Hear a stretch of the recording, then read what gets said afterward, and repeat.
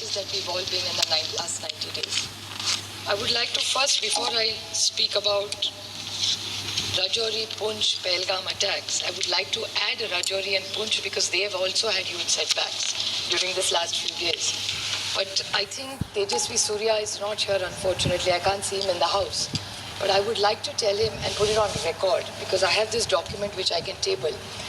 He said in his opening speech that Jawaharlal Nehru ji, Pandit ji, the first Prime Minister of India, never encouraged the defense forces. And we've never done anything. This is the first time India has done extraordinarily well in armed forces. He has not only insulted thousands and lakhs of Indian force and armies and their families who have stood so that you and I can be safe. I object to the statement that he has made. And I would like to read out what he said in his speech was, oh, Indo-Pak war, what the first war was a failure. That उसके लिए failure होगा. ये जो इतिहास हमें पढ़ाने बोल रहे थे ना, खुद पढ़ो ये सर. नहीं होगा तो ये बता देती हूँ मैं. Indo-Pak war, the first time we won. Operation Polo 1948, Hyderabad into Indian Union, September 1948, is a success of the Indian Army. Operation Vijay 1961, Goa, Diu, Daman, military operation led to the liberation of the Portuguese enclaves, completing India's territorial integration, December 1961. Indo-Pakistan War 1965 successfully defended Indian borders, preventing Pakistan from achieving its strategic objectives. August-September 1965, Bangladesh liberation and Indo-Pakistan War 1971. A decisive victory of Indian Army along Mukti Bahini liberated in Bangladesh in 13 days, leading to surrender 90,000 Pakistani troops, March 1991. This Tejasvi Surya इतिहास खुद पढ़ा नहीं होता तो ले लो. This is one thing. We may have political differences like Sunil Tadkare ji said. He's absolutely right about this.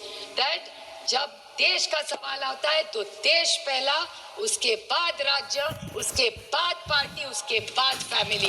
पहले देश आता है. और जब कनिमोळी जी यहाँ है, मैं यहाँ हूँ.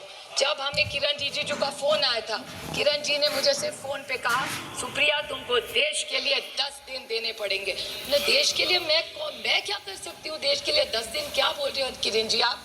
ये माननीय प्रधानमंत्री जी का बड़ापन था कि हम सारे ऑपोजिशंस को उन्होंने लीड करने के जो विश्वास दिखाया है, यही एक सशक्त लोकतंत्र है.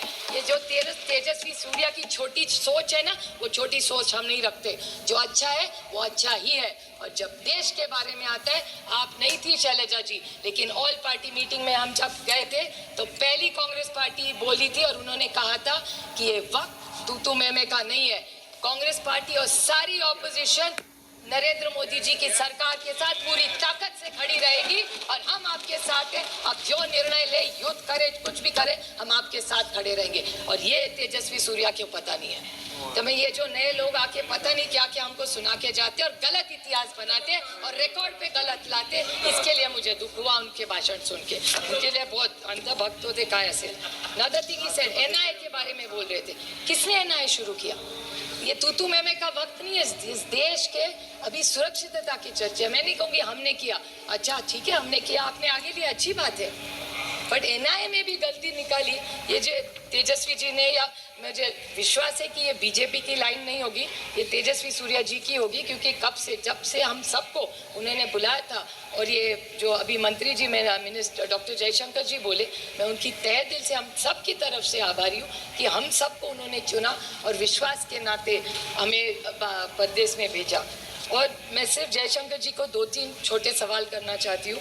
उन्हें बहुत अच्छा उन्होंने भाषण सबको दिया, पर मुझे 2-3 सवाल उनको पूछने हैं, बड़ी विनम्रता से पूछना चाहती हूँ क्योंकि देश के बारे में है. कि उन्होंने कहा दुनिया ने हमें सपोर्ट किया, तो आतंकवाद में तो सब करते हैं और करना ही चाहिए. बट उन्होंने मैं बड़ी विनम्रता से उनको कहना चाहती हूँ कि जहाँ हम भी गए, कि दुनिया का आप रिकॉर्ड भी देखिए, किसी ने हमारी तारीफ नहीं की, हम लड़े इसलिए, लेकिन डी एस्केलेशन जब किया, हमारी बहुत प्रशंसा सबने की. सारी दुनिया ने डी एस्केलेशन के बारे में भारत के लिए बहुत अच्छा भी बोला. तो जब बाकी के इनके जो सांसद है कहते हैं अभी घुस के मारेंगे और वो सब लैंग्वेज, वो सब ठीक है, कहने के लिए बहुत अच्छा भी लगता है. लेकिन इस दुनिया में जब लड़ाई होती है, आप भी एक महिला है, मैं जानती हूँ, संवेदनशील महिला है आप. आप बताइए मुझे, जब हल्ला होता है तब क्या होता है? सिर्फ विधवा महिलाएं रहती है और बच्चे रहते हैं, क्या मिलता है किसी को?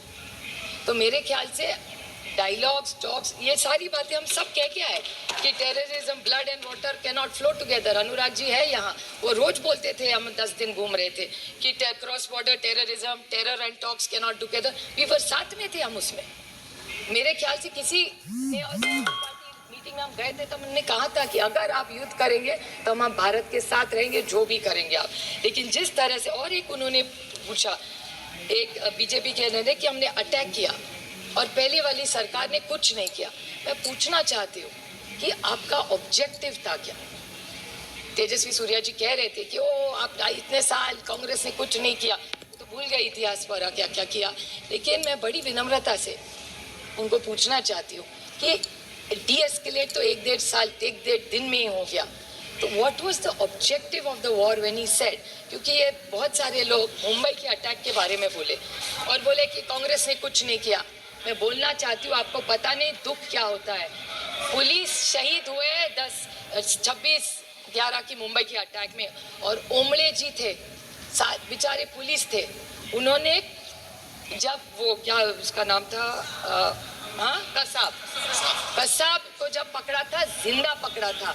तो जब कसाब को पकड़ा था, जिंदा पकड़ा था, तो पेट में गोली लगी थी, पेट में गोली लगी थी इसके, और कन्विक्टेड। और मैं एक बात बताऊं,